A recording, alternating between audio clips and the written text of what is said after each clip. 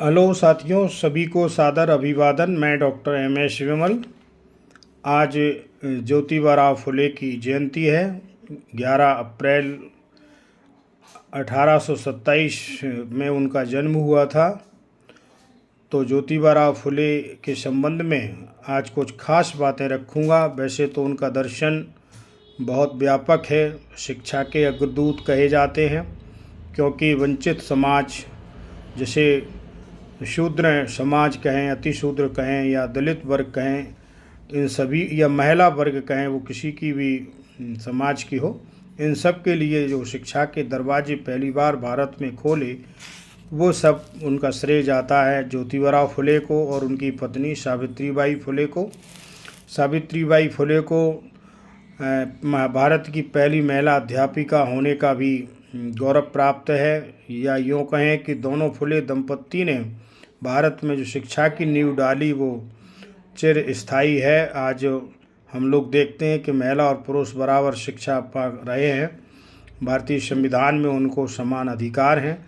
इसका बीजारोपण हुआ था ज्योतिबा फुले और सावित्रीबाई के संघर्ष के कारण। तो चूँकि हम यहाँ पर जो बातें कहने वाले हैं वो खास बातें ये हैं कि 1824 में ईसाई जो मिशनरी सोसाइटी के द्वारा एक स्कूल संचालित था, जो महाराष्ट्र में पुणे में संचालित था, उसमें उनका एडमिशन दिलाया गया। गोविंद राव उनके पिताजी थे, माँ थी चिमनाबाई। तो जब एडमिशन दिलाया गया तो जो है अंग्रेज़ों को कोई प्रॉब्लम नहीं, अंग्रेजी काल था, लेकिन भारत में जो उच्च वर्ण था, खासकर ब्राह्मण वर्ग, उनको आपत्ति हुई और जो है उनको शिक्षा मात्र 2 वर्ष मिल सकी। 2 वर्ष में ये तथाकथित शूद्र बालक प्रकाश में आ गया कि शिक्षा प्राप्त कर रहा है अन्य उच्च वर्ग के बच्चों के साथ।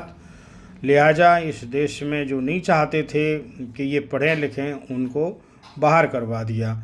अंग्रेज़ लोग समर्थन करते थे कि वे पढ़े लिखे, लेकिन अंग्रेज़ इतना मुकाबला सामाजिक रूप से नहीं कर पाए। उनकी जो माँ का देहांत अल्पायु में जब थे ज्योतिबा फुले, तभी हो गया था चिमनाबाई का।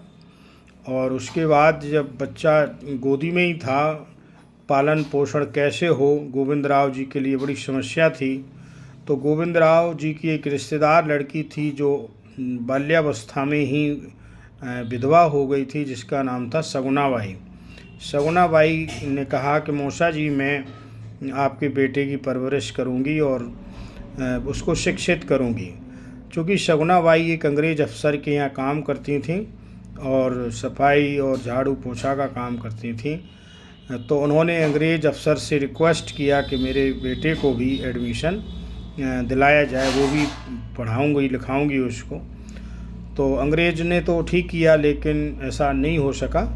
और फिर जो है एक दोबारा चांस मिला, वो रिक्वेस्ट करती गई कि जो है हमारे बेटे को पढ़ाओ लिखाओ। तो एक बेग साहब थे, मुसलमान थे, अफसर थे, उनकी भी मदद मिली और फिर से एडमिशन हुआ। तो अब क्या कहें कि जो ज्योतिबा फुले थे, अल्पायु में ही उनको जो है शादी हो गई थी। 13 वर्ष के ज्योतिबा और 9 वर्ष की सावित्रीबाई। शादी भी एक षड्यंत्र के तहत कराई गई थी कि उच्च वर्ग प्रभाव डाल रहा था गोविंद राव पर, दबाव डाल रहा था कि अगर इसकी शादी कर लोगे तो ये पढ़ाई लिखाई नहीं करेगा और ये उलझ जाएगा झंझटों में, इसकी शादी कर दी जाए। लेकिन हुआ उल्टा। सावित्रीबाई 9 वर्ष की थी, ज्योतिबा फुले 13 वर्ष के थे, शादी हो गई। लेकिन शादी के बाद उन पति पत्नी ने एक संयुक्त रूप से शपथ ली कि हम समूचा जीवन बिना बच्चे पैदा किए हुए और बिना कोई ऐसे काम की निजी संपत्ति बनाए गुजारेंगे और शिक्षा के क्षेत्र में अहम रोल निभाएंगे। तो ज्योतिबा फुले के साथ कदम से कदम मिलाकर सावित्रीबाई फुले चलने लगीं। ज्योतिबा फुले जहाँ एक और पुरुषों को पढ़ाते थे गली मोहल्लों में जाकर, वहीं दूसरी ओर उनकी पत्नी सावित्रीबाई खुद पढ़ती थीं अपने पति से और गली मोहल्लों में स्त्रियों को पढ़ाने का काम करती थीं। सामाजिक विरोध उन्होंने बहुत सहा। जिन लोगों को वो पढ़ाने जाती थी, दूसरे लोग उनको भड़का देते थे कि यह तुम्हें वो काम बता रही है, वो सिखा रही है जिससे तुम नरक लोक में चले जाओगे, महामारी फैलेगी और दुनिया बर्बाद हो जाएगी, ये पाप कर्म कर रहा है, क्योंकि ये शास्त्र संगत नहीं है ज्योतिबा फुले का अध्ययन करना और अध्यापन करना। तो जिनको वो पढ़ाते थे उन्हीं वर्ग के बच्चे, उन्हीं वर्ग की महिलाएं उन पर गोबर, कीचड़, पत्थर इत्यादि फेंक कर मारते थे और उनका अपमान करते थे। लेकिन इस अपमान से उन्हें कोई फ़र्क नहीं पड़ा और निरंतर आगे बढ़ते रहे। उनको जो है किसी भी तरह अपने मूवमेंट को आगे बढ़ानी थी, इसलिए सारे अपमान झेलते रहे। उन्होंने 1848 में 18 विद्यालय खोले और पति पत्नी ने मिल कर के वो महान काम किया। प्रसूति गृह अलग खोले, लोकलाज से जो बचने के लिए जिन महिलाओं के साथ अनैतिक व्यवहार हो जाता था उनको सुरक्षित करने के लिए प्रसूति गृह खोले। उन्होंने छात्रावास भी खोले और बहुत अच्छी तादाद में इस देश के वंचित वर्ग के लोगों को पढ़ाया और सभी वर्ग की महिलाओं को भी उन्होंने पढ़ाया, क्योंकि उच्च वर्ग की महिलाएं भी उस समय नहीं पढ़ने लिखने का अधिकार प्राप्त था उनको। तो चूँकि ज्योतिबा फुले ने जो सामाजिक क्रांति की और शैक्षणिक जो माहौल पैदा किया इस देश में, उससे अंग्रेजी सरकार भी झुकी और भारत का उच्च वर्ग भी झुका और एक स्थिति ऐसी आई कि विरोधी लोग भी उनका समर्थन करने लगे, आर्थिक रूप से भी उनको समर्थन करने लगे। उनके जो एक गुरु थे जो ब्राह्मण ही थे, उनका नाम विनायक राव था। विनायक राव जी से रिक्वेस्ट की थी सगुनाबाई ने, तो उन्होंने भी पढ़ाया, चूँकि वो भी ब्राह्मण थे परंतु लिबरल थे, बहुत अच्छे थे और उनको पढ़ाया लिखाया। एक ब्राह्मण मित्र था उनका जिसका नाम था सखाराम बल्लाल। बचपन से ही वो ब्राह्मण था किंतु बहुत अच्छा फ्रेंड था। उसके निवेदन पर सखाराम बल्लाल की भाई की शादी थी तो ज्योतिबा फुले चले गए उस बारात में। वहाँ पर देखा कि बारातियों ने देखा कि ये जो है माली जाति समाज का जो लड़का है, शूद्र है और इसे बारात में नहीं आना चाहिए था। उनको वहाँ से भगाया गया और जब उनको वहाँ से जाना पड़ा तो उन्हें बहुत अपमान महसूस हुआ और उन्होंने देखा कि ये अपमान की वजह वर्ण व्यवस्था है, जातिवाद है और जिसको हम मेट करके रहेंगे और इसका एक ही सॉल्यूशन है, वो है शिक्षा। देश में जो वंचित वर्ग है जब तक उनको शिक्षित नहीं किया जाएगा तब तक ये असमान व्यवहार झेलने के लिए मजबूर रहेंगे। क्योंकि सामाजिक प्रताड़ना बहुत थी और इसलिए जब पढ़ाई लिखाई ही नहीं थी तो धर्म ग्रंथ पढ़ने की तो कोई बात ही नहीं थी।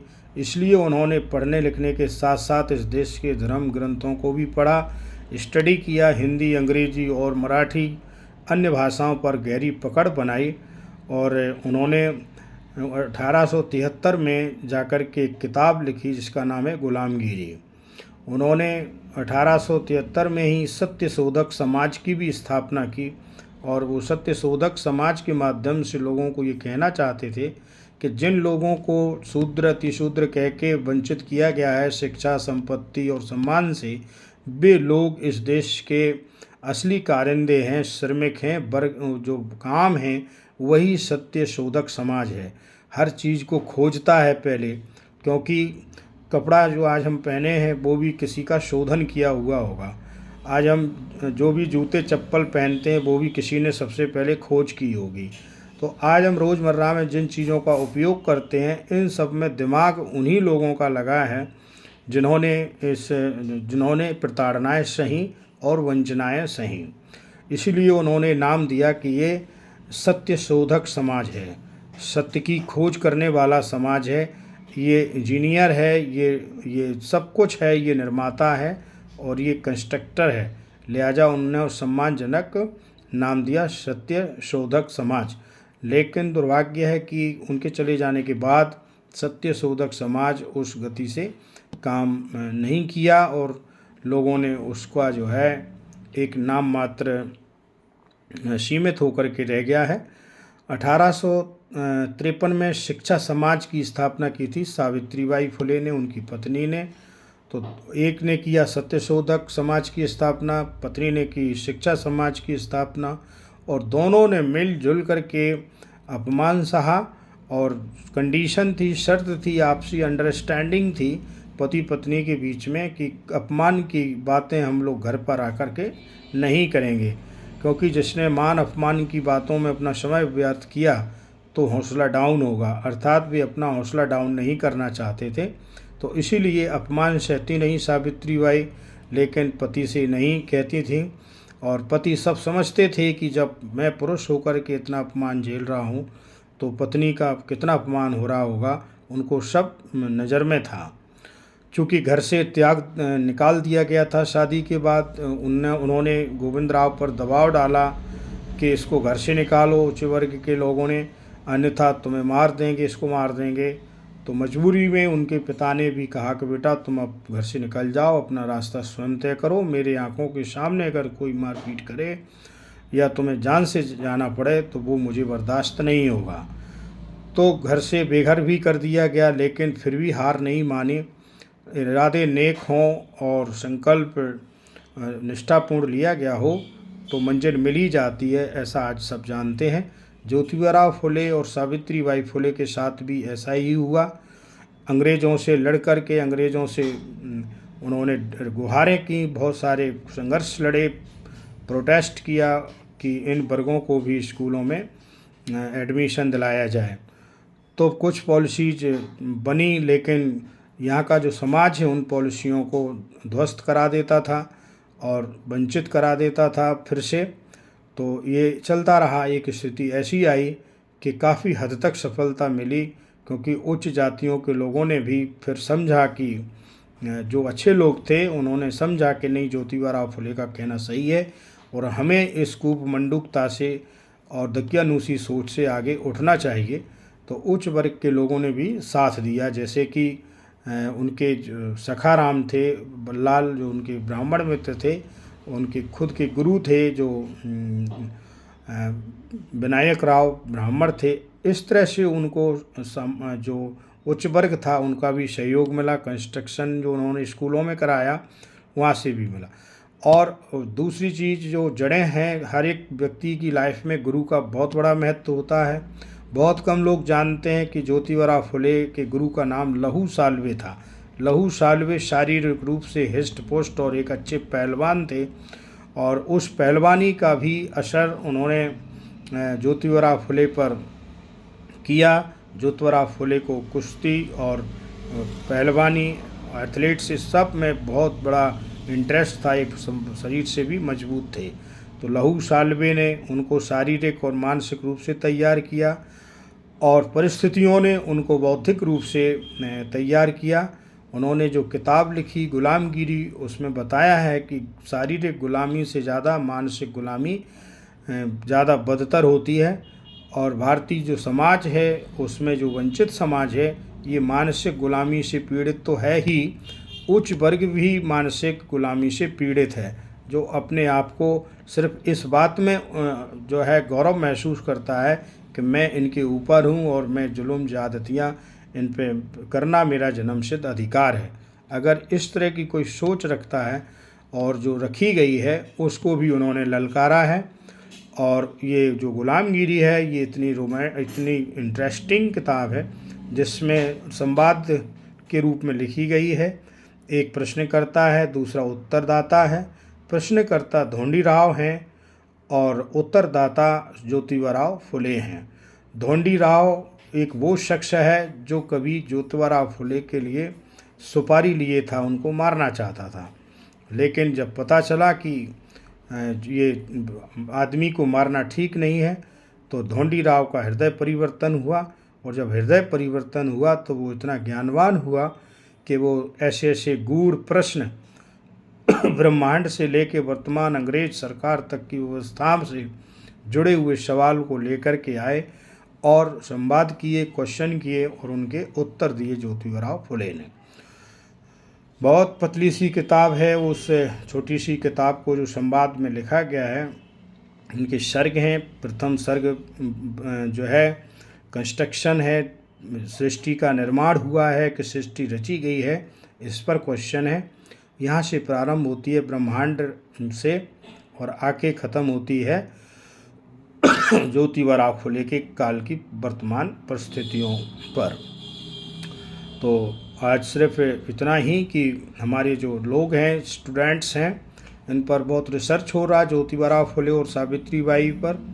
आप भी रिसर्च पढ़िए, रिसर्च करिए, और जैसा वो समाज चाहते थे, इस देश में बहुत अच्छे लोग हुए हैं, उन सारे अच्छे लोगों का इतिहास पढ़ना और उनके कार्यों को पढ़ना, लिखना, शोध करना। वो किसी भी जाति धर्म के हो सकते हैं, किसी भी वर्ग में ऐसा नहीं है कि उसमें अच्छे लोग ना हों।